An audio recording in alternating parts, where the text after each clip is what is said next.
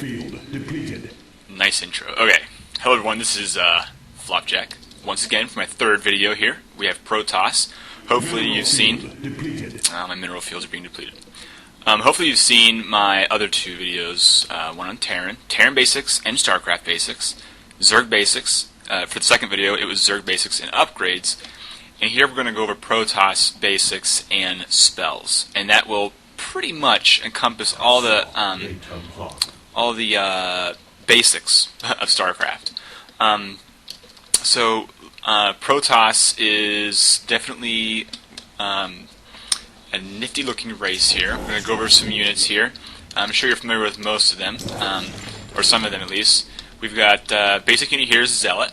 Zealots are a melee unit, similar to the Zergling that we saw in the video before this.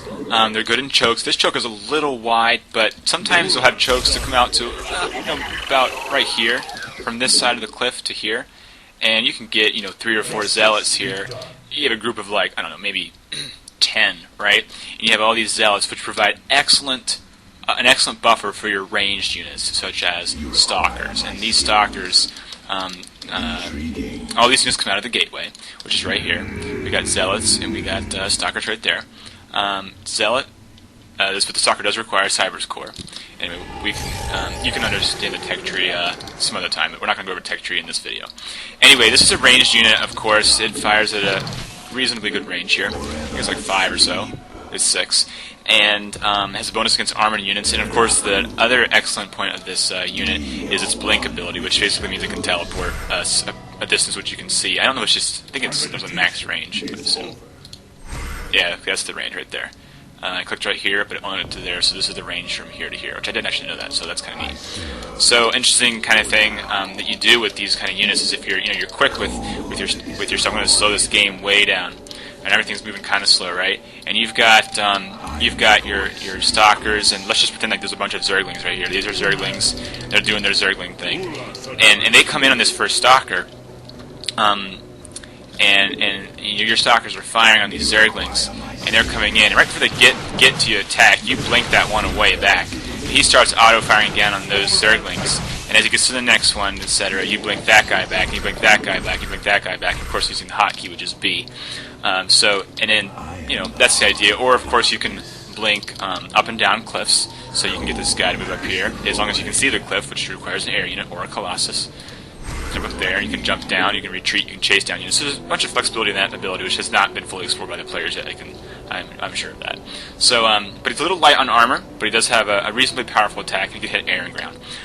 Another unit that comes out of the gateway is the High Templar, which is a caster unit. And we're going to go over spells in a minute, but you can take 2 of these units and merge them to create an Archon. Let's see. So basically, I'll show you his spells here a little bit later. But, well, actually, I'll show you what feedback does real fast. I'll just show those spells. Alright. So feedback, what it does is purges all energy from target, deals 1 damage per point of energy. So what that means is, you can see that Protoss units have 2 bars, and some of them have 3. This purple bar underneath here is a mana pool, or an energy pool, or whatever you want to call it. And I just call them casting units, or spell casting units in their spells, whatever. So any unit that has that kind of energy, they can cast a spell. And the first one for the High Templar is feedback. And what it does is I already target this guy right here, right? He has 200 energy. I'm gonna cast Psychic Storm. Well, first of all, crap. Okay, I'll go over Psychic Storm first. Basically, it's an area effect damage spell, right? So you cast it, and that's what it does. It does damage to the enemy that's sitting there. So I'm gonna cast a couple more of those. Okay, now he has about 55 energy, right? So if I use feedback on this guy, it's going to turn all that energy... Oh, you can't do it to your own units. What it's supposed to do is it turns this number here, this energy that they have, into damage. So he would take 65 damage, he would take 66 damage, he would take 67 damage, etc. So you can kill other casters instantly that way. That's what happens. And if you, of course, you merge these 2 units together, it creates the iconic Archon, which is basically a powerful melee unit. It's got a range of 2, I think, but it's basically a melee unit. It doesn't deal splash anymore, but it does have a high bonus against light units, so that's against Zealots and Zerglings and such. And he has a lot of shield.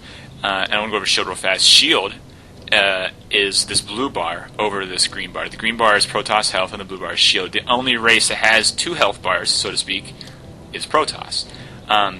So the basic unit has 60 over 100, right? And you have two different variables for upgrades. We know about upgrades with Zerg. Well, it has a shield upgrade and it has an armor upgrade. So the Zealot has a base armor of 1. I have 1 level, so he has armor of 2 now.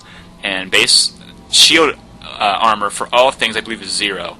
And the shield upgrade is a global thing, and more like universal, because you get a level and it affects all units on the ground, all vehicles, all flyers, and all buildings. So pricey upgrade, but it makes everything more durable. An interesting thing I just recently learned about the shields is, unlike the first Starcraft, the shield takes the attribute of the unit. So this is an armored mechanical, so that shield is also armored mechanical. Maybe we can test that. Is this unit the Immortal? The Immortal's fire has this damage of 22. I have 1 upgrade, and it's plus 33 against armor. So it should deal 55 damage to his shield. And his shield is at 80 right now, and we see it goes down to 26. So that is... yeah, that maybe one. Oh, he has 1 shield armor, of course, so that's why it was 54 damage. So that's a new thing to me. It used to be that shields took no modifiers whatsoever. Whatever the damage says, what the shields took. So anyway, that's how the shields work in StarCraft too. And I believe if we see, let's see, he's armored also. So if we fire this guy back, let's see, it should deal 16 damage, and it dealt 10. Because this guy has a special shield. My next point, I should have said. Notice how this shield effect looks different when I hit this guy. The reason why is because the Immortal cannot take any more than 10 damage from any given attack as long as his shield is up. So he's an excellent, tough unit breaker, and he has bonus against armor. So this is a pretty tough cookie. But the Immortal cannot hit air, whereas the Stalker can. So here's a Dark Templar, simple unit but very deadly. Picture the Zealot. That's invisible. Basically, what it comes down to. He's got a higher damage attack, but he's a little more fragile. So he's a little more expensive. So you gotta be careful. But he's got a powerful attack. So it's yeah. Anyway, so that's that unit right there. And here we have. Let's see. Here we have the Sentry, a spellcasting unit. Does have an attack though, a ranged attack, which can hit air also. And it has 3 abilities. One is hallucination. You click it, and you choose what you want to hallucinate of the units available, and that's just what it is, and it costs 100 energy. And then it also has Guardian Shield, and what this works is any unit inside that takes reduced damage from ranged attacks, and it'll last for a certain duration. It does not stack, so I've tried that. And the last ability, which is kind of the most interesting in my opinion, is the Force Field. And see, this is a choke point right here, right? But you don't want to deal with all these absurd, this is too big of a choke point you want to deal with. And Zerglings are coming into your base, right? So you go force field. Now the choke point's real small, because no unit can get past this. It's just it's like a do not pass sign times 10. So you can't get past it no matter what. Right before it wears out, you throw 2 more down, same places, and you got this. You got the choke in your favor, because like I mentioned earlier, Zealots are awesome in chokes, but with the support of Stalkers and Immortals, and this bad boy right here, this is the Colossus. This unit is unique in that it can do 2 things that no other unit can do. One, it's a ground unit that can get hit by air attacks because it's so large. So that's self-explanatory. And it can, of course, step up and down cliffs, which is pretty freaking neat. So it can do this little cliff action right here that no other ground unit can do. So, you're under attack, and things, here are your Zerglings, and it's, oh my gosh, the Zergling coming up, and this guy's like, screw that, you can get up on this cliff, you hit S for stop, or H for hold, and then all of a sudden he's just firing down there, and those Zerglings can't even hit him. So it's good stuff for Protoss. Another interesting thing about this unit is that it doesn't deal damage until the end of its animation, so you go like this, right, and there's no damage, because I hit stop real fast. You can do that, and you can try to run away, and it doesn't do any damage. You have to wait till the very end, then it deals damage. So that's a little tidbit that I learned by that unit also. So air units, we have the Observer.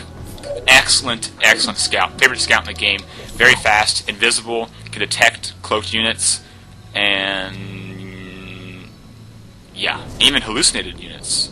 Cloaked/burrowed and hallucinated units. So that is good beans for Protoss. This is my favorite scout in the game. It's just so easy to use. There's no excuse why Protoss shouldn't have eyes on the battlefield all the time. Warp Prism transport, and it can also lay down a power grid, which is similar to a pylon, which we'll get more into that later, why that's important. But it can transport units, so I just get rid of that ability and throw some Zealots in there. You can take them up to your enemy and have a heyday in his base with Zealots. So that's kind of how that works. What do you mean you can't load? Alright, unload.